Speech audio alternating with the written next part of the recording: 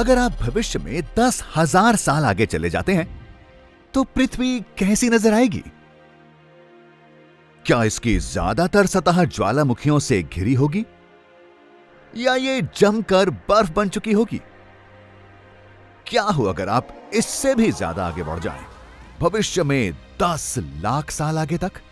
क्या सारे समुद्र सूख चुके होंगे या पूरी दुनिया एक बड़े समुद्र में डूबी हुई होगी? अब 1 अरब साल के बारे में क्या ख्याल है? क्या कोई इंसान बचा रहेगा या सब गैलेक्सी के दूसरे हिस्सों में रहने लगे होंगे? आप देख रहे हैं क्या हो अगर, और यह है क्या हो अगर आप भविष्य में 1 अरब साल आगे चले जाएं। यह तो मानना पड़ेगा, इस बात की संभावना बेहद कम है कि भविष्य में 1 अरब साल बाद पहुंचने पर कोई इंसान आपके स्वागत के लिए मौजूद हो। इंसानी प्रजाति के वजूद को लेकर कई खतरे हैं और अगर हम 1 अरब साल तक बने रहना चाहते हैं तो हमें इन खतरों को झेलना होगा। हमने देखा कि एक वैश्विक महामारी के सामने जिंदा रहने के लिए हमें कितनी मुश्किलों का सामना करना पड़ा है। तो कितनी संभावना है कि हम जलवायु परिवर्तन, बढ़ती आबादी, वैश्विक परमाणु जंग, खतरनाक एस्टेरॉइड्स और कॉमेट्स, प्राकृतिक रूप से आने वाले शीत युग और सूरज के कहीं ज्यादा गर्म हो जाने के खतरों से जूझ सकेंगे? चलिए भविष्य में देखकर पता लगाते हैं।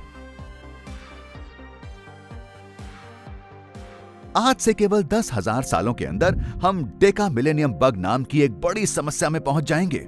10,000 ईस्वी में ईस्वी कैलेंडर को इनकोड यानी कोड करने वाला सॉफ्टवेयर 4 से ज्यादा डेसिमल यानी दशमलव की तारीखों को इनकोड नहीं कर पाएगा। Y2K याद है? जी हाँ, ये समस्या ठीक वैसी ही है, बशर्ते उम्मीद है कि हम इस बार उतना नहीं घबराएंगे। इसमें अच्छी बात यह है कि 10,000 सालों में इंसानों के बीच जो जेनेटिक अंतर और लक्षण हैं, वो क्षेत्र के आधार पर नहीं रह जाएंगे।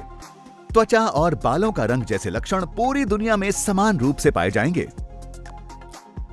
शायद इससे आखिरकार हम सबको मिलजुल कर रहने में मदद मिले। भविष्य में 20,000 साल आगे मौजूदा भाषाओं में से कोई भी पहचानी नहीं जा सकेगी। भविष्य की भाषाओं में आज की भाषाओं के केवल 1% मूल शब्द होंगे। आज से 50,000 साल बाद पृथ्वी का एक नया ग्लेशियल पीरियड यानी ठंडा काल शुरू होगा, जिससे एक नए हिमयुग की शुरुआत होगी। नायग्रा फॉल्स पूरी तरह से लेक ईरी में समा जाएगा। और दिलचस्प बात यह है कि पृथ्वी का एक पूरा दिन भी इस वक्त तक 1 सेकंड लंबा होने लगेगा। कितना ज्यादा वक्त होगा ना चीजों के लिए।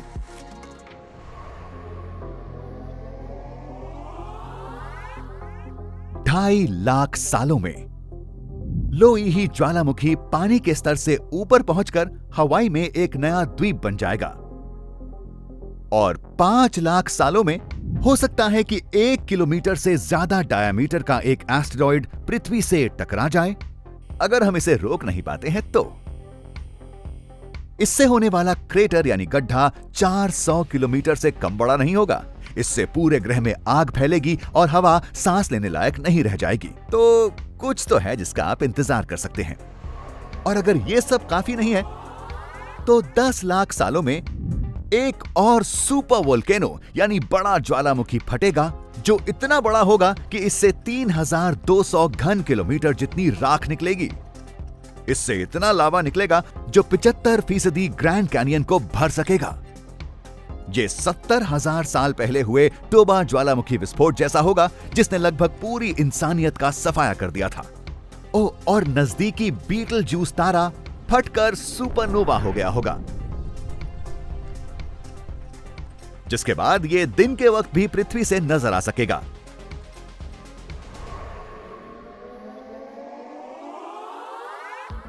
बीस लाख ईस्वी में इंसान पूरे सौर मंडल में रहने लगे होंगे। इसका मतलब यह भी है कि अगर सभी ग्रहों की आबादी एक दूसरे से अलग रहती है तो इंसान ऐसी प्रजातियों में विकसित यानी इवॉल्व हो जाएंगे जो उस दुनिया के हिसाब से ढल चुकी हो जहां वो रह रहे हैं। 1 करोड़ सालों में पूर्वी अफ्रीका टूटकर अलग हो जाएगा और एक नया समुद्री बेसिन बना लेगा। 5 करोड़ सालों में अफ्रीका यूरेशिया के साथ टकराएगा, जिससे भूमध्य सागर बंद हो जाएगा और जमीन के इन दो टुकड़ों के बीच एक नई पर्वत श्रृंखला बनकर तैयार हो जाएगी। इस पर्वत श्रृंखला में माउंट एवरेस्ट से भी ऊंचा एक पहाड़ शामिल हो सकता है। अंतरिक्ष में मंगल का इसके खुद के चांद से टकराव हो जाएगा, जिससे इसके पास शनि की तरह छल्ले बन जाएंगे।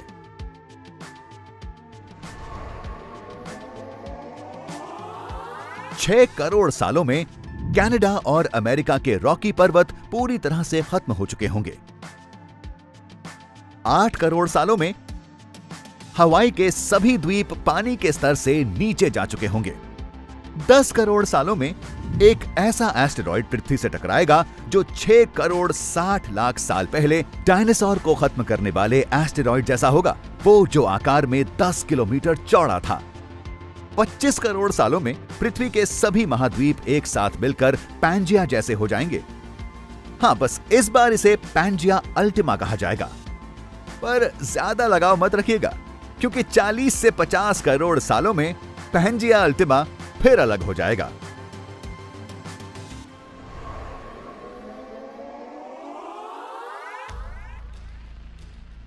पचास से 60 करोड़ सालों में पृथ्वी से 6500 प्रकाश वर्षों की दूरी के अंदर अंदर एक गामा रे विस्फोट होगा। अगर यह पृथ्वी से टकराता है तो ओजोन परत को नुकसान पहुंच सकता है और एक सामूहिक विलुप्ति के हालात बन सकते हैं। अब से 60 करोड़ सालों में चांद पृथ्वी से इतनी दूर होगा कि पूर्ण सूर्य ग्रहण मुमकिन ही नहीं रह जाएगा और सूरज की बढ़ती चमक से पृथ्वी पर तापमान इतना बढ़ चुका होगा कि इससे टेक्टोनिक प्लेटों की हरकत भी रुक जाएगी। 80 करोड़ सालों में कार्बन डाइऑक्साइड का स्तर तेजी से गिर जाएगा और पेड़ों में धूप के जरिए खाना बनाने की प्रक्रिया नहीं हो सकेगी। ऑक्सीजन और ओजोन वातावरण से गायब हो जाएंगे और पृथ्वी पर मौजूद कॉम्प्लेक्स जीवन खत्म हो जाएगा।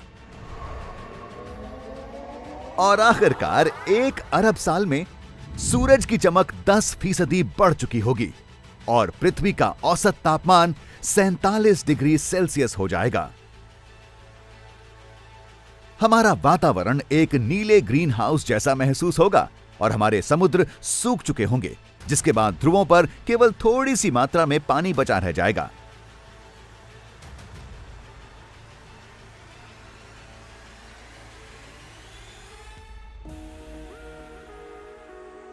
जब आप अपनी टाइम मशीन से यहां आएंगे तो एक ऐसी पृथ्वी के लिए मानसिक रूप से तैयार रहें जो आपकी देखी हुई पृथ्वी से जरा भी मेल नहीं खाती। इंसानी प्रजाति यहां से खत्म हो जाएगी। उम्मीद है दूर के किसी ग्रह में बेहतर जीवन जीने के लिए। तेज गर्मी और सांस लेने लायक हवा की कमी की वजह से पृथ्वी एक रहने लायक जगह नहीं रह जाएगी। तो आपको शायद ज्यादा लंबे वक्त तक नहीं रहना चाहिए, बल्कि आपको बाकी के सौर मंडल को देखने के लिए जाना चाहिए। शायद आपको अपने जैसे दूसरे इंसान या जीवन का कोई दूसरा इंटेलिजेंट यानी बुद्धिमान रूप मिल जाए। लेकिन इस पर चर्चा के लिए देखते रहें क्या हो अगर।